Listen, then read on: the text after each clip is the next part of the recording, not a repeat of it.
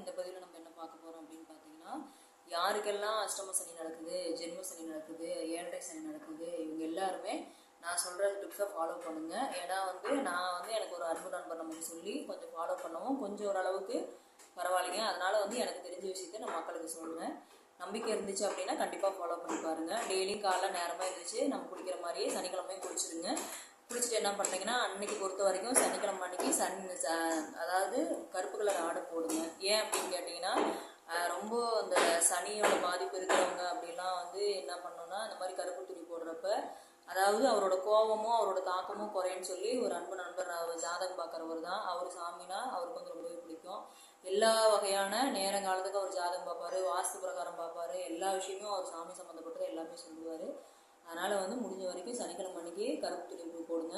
முடிஞ்ச வரைக்கும் லேடிஸே காலையில் நேரமாக இருந்துச்சு கோயிலில் போய் விளக்கு போட முடியாது. அப்படி விளக்கு போட முடியல அப்படின்னா நம்ம வீட்டில் யாராவது பசங்களோ பிள்ளைங்களோ யாராவது இருந்தாங்க அப்படின்னா போய் கண்டிப்பாக எள்ளு விளக்கு போடுங்க. அது யாருக்கு சனிதசை நடக்குதோ அவங்க முடிஞ்ச வரைக்கும் கருப்பு துணி போட்டு கருப்பு துணி போட்டு போய் எள்ளு விளக்கு சனீஸ்வர பகவானுக்கு போட்டு அதுக்கப்புறம் கூட நம்ம துணியை மாற்றிட்டு போயிடலாம். ஆனால் முடிஞ்ச வரைக்கும் அன்றைக்கி சனிக்கிழமை அந்த துணி ஃபாலோ பண்ணிங்க அப்படின்னா கொஞ்சம் நல்லாவே பலன் கிடைக்குதுங்க. ஏன்னா நான் அனுபவ ரீதியாக சொல்கிறேன். அப்புறம் லேடிஸே அவங்களால போட முடியலனா கூட ஒன்றும் பிரச்சனை இல்லை. உங்களுக்கு விருப்பம் இருந்தது நம்பிக்கை இருந்ததுன்னா கண்டிப்பாக போடுங்க. இல்லை விருப்பம் இல்லை, இதெல்லாம் எனக்கு நம்பிக்கை இல்லை அப்படிங்கிறவங்க அதை ஃபாலோ பண்ண வேண்டாம்.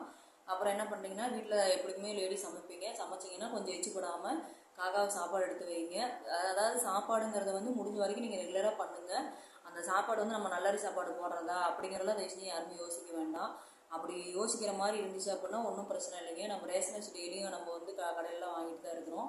நம்ம ரேஷன் கடையில் ரேஷன் அரிசி நமக்கு சும்மாவே தான் கொடுக்குறாங்க. அந்த ரேஷன் அரிசி போட்டு முடிஞ்ச வரைக்கும் ஒரு 2 டம்ளர் சாப்பாடு செஞ்சு வச்சிட்டிங்க அப்படின்னா, நீங்கள் ரெகுலராக எப்பப்போ காக்காவுக்கு சாப்பாடு வைக்கிறீங்களோ அது எல்லாமே கொஞ்சமாக லைட்டாக பால் ஊற்றி இல்லை தயிர் ஊற்றி ஏதாவது ஒன்று பருப்பு இருந்ததுன்னா பருப்பு ஊற்றி நீங்கள் வைங்க. சாப்பாடு கண்டிப்பாக அதாவது ஒரு நாள் சாப்பாடு காக்கா எடுத்துருச்சு அப்படிங்கிற பட்சத்துக்கு டெய்லியுமே அதே டைம் கூப்பிடுங்க. காலையிலையும் சரி, எங்கள் வீட்டில் பார்த்தீங்கன்னா நான் நைட்டுமே சாப்பாடு வச்சுட்டு தான் படுப்பேன். ஏன்னா காலையில் 5:30 மணிக்கெலாம் பார்த்தீங்கன்னா கற்றுன்னு கற்றும். அதனால் டெய்லியுமே 5:30 மணிக்கெலாம் சாப்பாடு வைப்பேன். எப்போவுமே அந்த இடத்துல சாப்பாடு இருந்துகிட்டே தான் இருக்கும். வருவாங்க, சாப்பிடுவாங்க, போயிடுவாங்க. இவங்க மட்டும் இல்லைங்க, ரெகுலராக நம்ம ஊரில் என்னென்ன பறவைகள் இருக்கோ எல்லாரும் சாப்பிட்டு தான் இருக்காங்க. எங்கள் வீட்டில் மயில் முதற்கொண்டு சாப்பிட்டு தாங்க இருக்குது. அதனால் இந்த பறவைகள்லாம் சாப்பிட்டாங்க அப்படின்னா நமக்கு ஏதாவது தெரிஞ்சோ தெரியாமலோ ஒரு சில கரும பலன்னு சொல்லுவோம் இல்லைங்களா, அந்த கருப்பு பலன்லாம் இதில் கழின்னு சொல்லுவாங்க. ஒரு 10 பேருக்கு 20 பேருக்கு அன்னதானம் பண்ணுங்க அப்படின்னா நம்மளால முடியாது. ஆனால் டெய்லியும் சாப்பாடு வைக்கிறோம், கொஞ்சமாக தண்ணி வச்சோம் அப்படின்னா, அதாவது பறவை ஒரு நாள் சாப்பிட்டு பழகிடுச்சு அப்படின்னா எல்லா நாளும் சாப்பிட்டே தான் இருப்பாங்க. முடிஞ்ச வரைக்கும் சனீஸ்வர பகவானுக்கு விளக்கு போட்டு ஆஞ்சநேயர் கோயிலுக்கு போங்க. இல்லை ஆஞ்சநேயர் கோயிலுக்கு போக முடியாதவங்க சனீஸ்வர பகவானுக்கு விளக்கு போங்க. ஆஞ்சநேயர் கோயிலோட சிறப்பு நான் சொல்லியே ஆகணுங்க. முடிஞ்ச வரைக்கும் நீங்கள் ஆஞ்சநேயர் கோயிலில் ஒரு 2 நெய் தீபம் அங்கே போட்டு வாங்க. போட்டு வந்தீங்கன்னா அதுவும் முடிஞ்ச வரைக்கும் நமக்கு சனியோட தாக்கம் கொஞ்சம் கம்மியாகுங்க. அது நான் பலன் ரீதியாக நான் அனுபவிச்சிருக்கேன். ஆஞ்சநேயோட சிறப்பு கண்டிப்பாக நான் அடுத்த வீடியோவில் போடுறேன்.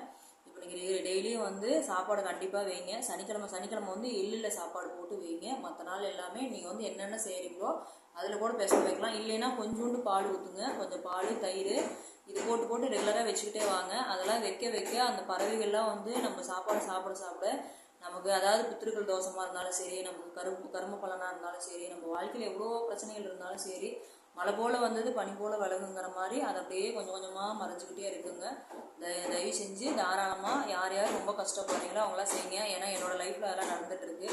அதனால தான் நான் அதை பண்ண எனக்கு கொஞ்சம் ஓரளவுக்கு பரவாயில்லைங்க. அதனால தான் நான் மக்களுக்கு சரி சொன்னால் மக்கள் செய்வாங்க அப்படிங்கிறதுக்கோசரம் தான் நான் அதுவும் சொல்கிறேன். இந்த வாய்ப்பு கொடுத்த மக்களுக்கு நன்றி.